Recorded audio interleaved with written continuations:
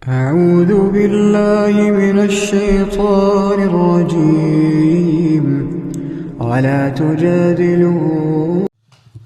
Ini ada pertanyaan menarik. Assalamualaikum Ustadz. Waalaikumsalam warahmatullahi wabarakatuh. Semoga Allah memberkahi Ustadz dan kaum muslimin semuanya. Amin wa iyyakum. Semoga Allah memberkahi yang bertanya dan kita semua. Ana mau bertanya Ustadz, bagaimana cara membuat hati kita ikhlas kepada kesalahan yang diperbuat saudara kita terhadap kita yang merasa disakiti? Syukron Ustadz. Ada sebuah tips yang disampaikan Syekhul Islam Ibnu Taimiyah. Ini tips penting sekali. Catat baik-baik. Syekhul Islam mengatakan, "Idza ra'aita ahadan adzahun nasu wa la ya'udu ila nafsihi bil laumi wal istighfar fa'lam annal musibata hiyal musibah." Apabila Anda melihat seseorang disakiti oleh manusia, dicela, dicaci, dimaki, digibahi, difitnah, mungkin ada kontak fisik, lalu dia tidak mengembalikannya kepada dirinya sendiri, dia tidak mengembalikannya kepada dosanya, kepada kesalahannya, dan dia tidak beristighfar kepada Allah, maka camkan bahwa itulah musibah yang sejati. Karena Allah berfirman, "Wa ma asabakum min musibatin fabima kasabat aydikum wa ya'fu an katsir." Surat Asy-Syura ayat 30. Dan apapun yang menimpa kalian itu disebabkan apa? Dosa-dosa kalian. Dan itu pun Allah sudah maafkan banyaknya kesalahan kalian.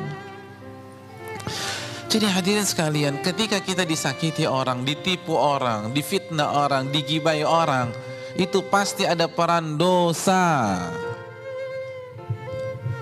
Maka ketika kita menghadapi kondisi-kondisi demikian, introspeksi diri,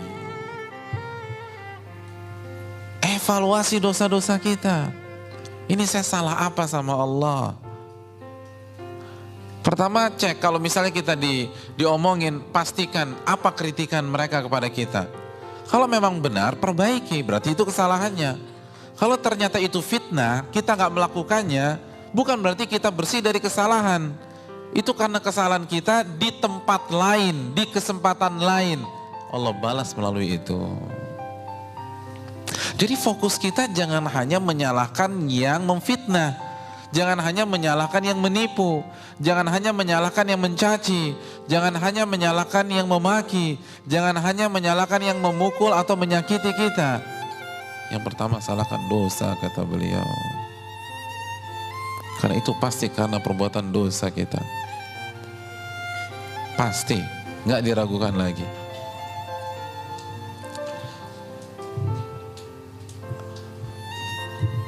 Jadi kalau kita tahu penyebab kesalahannya siapa?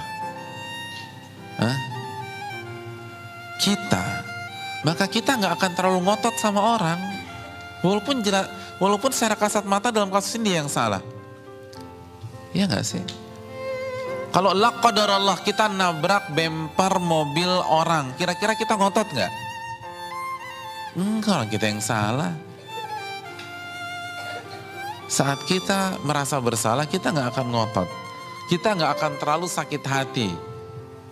Oleh karena itu, camkan baik-baik. Kalau kita disakiti oleh manusia, itu disebabkan apa? Dosa siapa? Dan dengan punya konsep begini, kita akan dewasa, hadirin. Kita akan berkembang. Tapi kalau kita sibuk menyalahkan orang dan menjadikan pelakunya sebagai kambing hitam, kita nggak akan maju-maju. Kalau fokus kita hanya kepada yang menyakiti kita, kita tidak akan berkembang. Contoh misalnya, ada orang memfitnah kita, kita sakit hati. Biasanya kalau kita sakit hati, pelampiasannya gimana? Kita telepon teman kita, lalu kita curhat. 2 jam kita telepon teman kita tersebut menceritakan kasus kita yang disakiti oleh si fulan. Berarti 2 jam waktu kita habis menceritakan kesalahan si fulan. Produktif apa tidak? Dan bandingkan kalau kita kembalikan kepada diri sendiri, maka kita akan mengaudit diri kita habis-habisan. Ini saya salah apa lagi nih?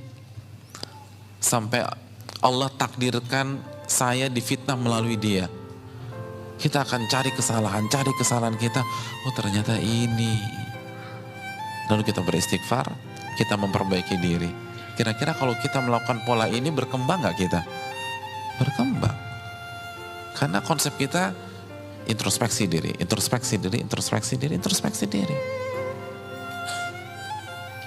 Makanya kan ketika kita membaca Sayyidul Istighfar, apa yang kita baca?